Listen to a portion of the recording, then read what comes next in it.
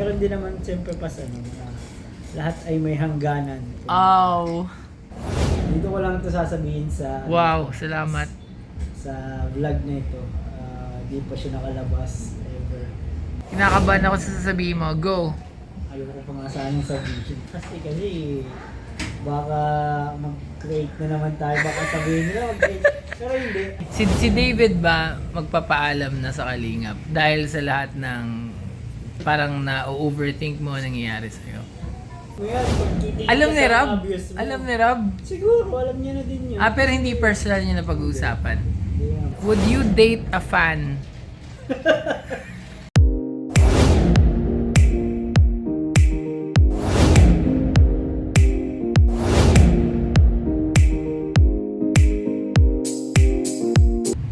Joy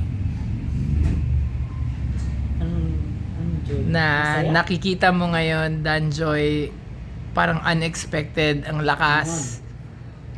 Tapos si Dan, nakikita mo yon, and then dati ikaw yon na partner.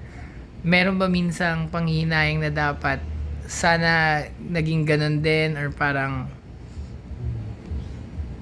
Dito ko lang ito sasabihin sa wow, salamat. sa vlog na ito.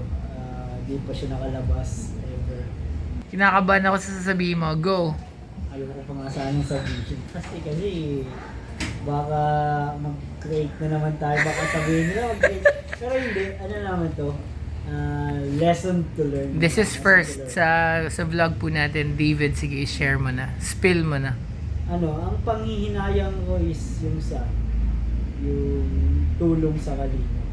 Kasi yun na nga, alam natin yung mga love teams talaga, sobrang laki ng views and community na na tawag niya, naiaambag nila sa Kalingap. Kasi halos siguro sabihin natin 60% ng community ng Kalingap is into love teams. Yeah. Ngayong time this season. Nakakapanghinayang yun kasi alam mo kami yung unang kami yung unang dapat na nandun sa posisyon na ngayon na love team kasi unang-una kami yung nakalabas ng bansa ng unang love team. Grabe, no? Oo. Saang bansa yun? Hong Kong yung unang labas na Kayo pa yun? may beneficiary. Oo. Pa yun. Love team pa kami dun. So, yun, ang pinanghihinayaan ko dun is yung yung opportunity na sana makatulong ng malaki sa Kalingap. Kasi nga, if you're tired of being left out, diba? So, yun sana yung yung major help natin dito Malaking sa community. ambag. Oo. Malaking ambag ni David sa Kalingap kung yun ay, Sana. Kaso, yun yung malaking sana. No. Hindi yata siguro plano ni Lord yun para or may kailangan pa akong matutunan. Yep. Or to improve pa sa mga bagay na about dito sa vlogging or sa Parang testing to kay David, no? testing kasi although sa iba is failure, para sa iba failure yung gano'n, para sa akin lesson, Kikiya mo siya as lesson and challenge. Si David ba hindi nawawala ng pag-asa kahit na may gano'n, may panghihinayang, may takot, may doubts? Nawawalan din pas ng pag-asa. Actually, mas overthinker nga ako eh. Kasi from teacher nag-manage ka ng so makikita mo yung mga errors na kailangan i-improve sa sarili ko din sa environment. So malaking sabihin nila mas nag-iisip kapag alam mo eh. So pag hindi mo alam, mas less yung isip. Yeah. So yun, medyo din talaga. David, huwag ka na malungkot. I believe na may mga nanonood din ngayon na rooting for you. Nandito kami ni Kalingap Rob ng team, mahal na mahal ka. And sa mga nanonood po nito, comment below ng support ninyo kay Kalingap David.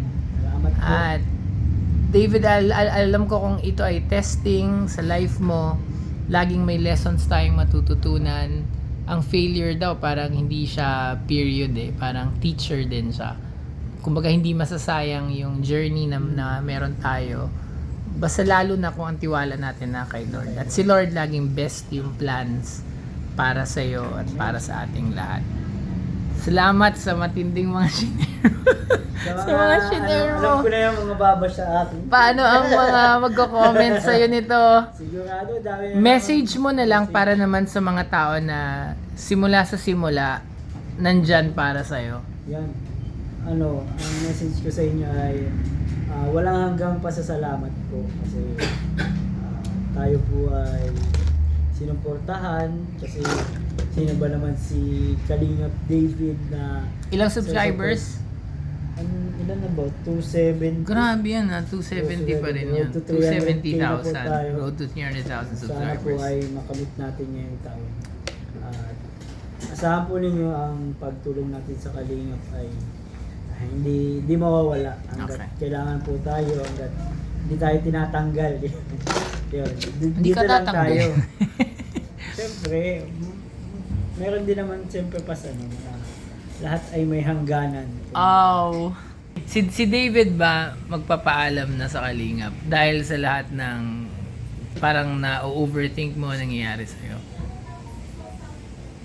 Pwede. Ano yun? First ba yan dito sa interview? Pwede magpapaalam ka? Pwedeng hindi. Pwedeng hindi. Pwedeng hindi. Kasi, Pero nakaisip ka? Oo, isip mo yan. Pag titigil Alam ka ni sa Rob? obvious mo. Alam ni Rob? Siguro, alam niya na din yun. Pero hindi personal niya na pag-uusapan. Hindi naman. Pero napapag-usapan namin paminsan-minsan, pero bihira. Kasi, syempre, ang dapat tinatakil namin lagi pag nag-uusap kami, improvements ng vlog, Wow. improvements ng content. So, minsan nag-brainstorming naman kami. Pero, yung ganun, Kinakabahan ako sa viewers natin sa sinabi. Huwag yung pong iba si Pastor ER, ako na lang. Hindi iba bash kasi pero magugulat na yung pala yung totoong nararamdaman mo. Nararamdaman mo ngayon to, di ba? Ngayon, siguro, magugulat sila. Pero, sana, mas ma-encourage sila mag-support. Mag-support. Lalo na Yes. kay Kalingap Rab at kay Kuya Pai. At kay Kalingap David din. Pakita po natin yung support natin kay Kuya David para hindi mangyari yung pagpapaalam at matuwa na naniniwala ako na minsan ang buhay parang pages na sinusulat. May time na page na down ka, may mga days naman na parang okay na ulit. Ang mahalaga lang wag tumigil. Wag mag-give up. Patuloy na manalangin at patuloy magtiwala kay Lord. Di ba mga Kalingap? Amen. Yan. So thank you Kalingap David sa support ni Ate Rachel. Grabe, inistoro pa kitang kumain. Pero alam ko pa rin na kahit na minsan, pag daw nag-overthink tayo, parang feeling mo yun yung buong mundo mong nangyayari. Pero niniwala ko parang small percentage lang yun ng katotohanan, and I think mas marami pa rin yung positive and blessings na hindi nakikita pero ginagawa ni Lord sa life mo. Kaya lang may tendency na parang ang negative thinking kasi parang lamok, parang kahit isang piraso lang nakaka-apekto sa atin. Pero ang dami naman blessings, David, ni Lord sa buhay mo. Baka pag pinagsulat kita ng mga bagay na pinagpapasalamat mo kay Lord, marami kang maisusulat At kahit sa Viking Kalingap.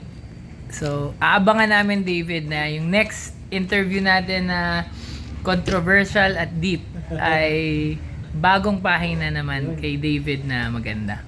Would you date a fan? Why or why not? Siguro magiging fan naman na din siya pag i-date na Pag kami. i-date mo na. Depende pa siguro kung ano. Wala ka naman personal rule na basta fan hindi ko i-date. As much as possible siguro. Na hindi. Hindi. Kasi, pero sabi nga sa Paano kung kanta, nanonood siya ngayon? Parang hala, hello. pangarap ko si Kalingap Grabe, David. Wala namang ganun. Meron kayong ganong story? Hindi ko alam. Si Kong TV, di ba? Ganun yung story nila. Yun ang story ni Si V? Bien, si Juni. Na, Ano yung story nila? Ang alam ko. na fan sila. Fan si, Oh, yun pala may blueprint Pero ikaw, pinapangarap mo ba na yung i-date mo one day para ang fan? could be the fan of my life. Fan ng life mo yung gusto mo. At baka yung i-date mo, magiging fan mo rin naman yung Parang point mo ano, kanina. ganun na lang. Okay. Pero as much as possible, ano, Hindi. Hindi. Kasi- Okay, salamat sa honesty. Malulungkot yung nanonood nito ng fan mo. ano, dapat hindi. Dapat iba na. Okay na yung honest. Okay na yung honest. Yun ang maganda dun eh.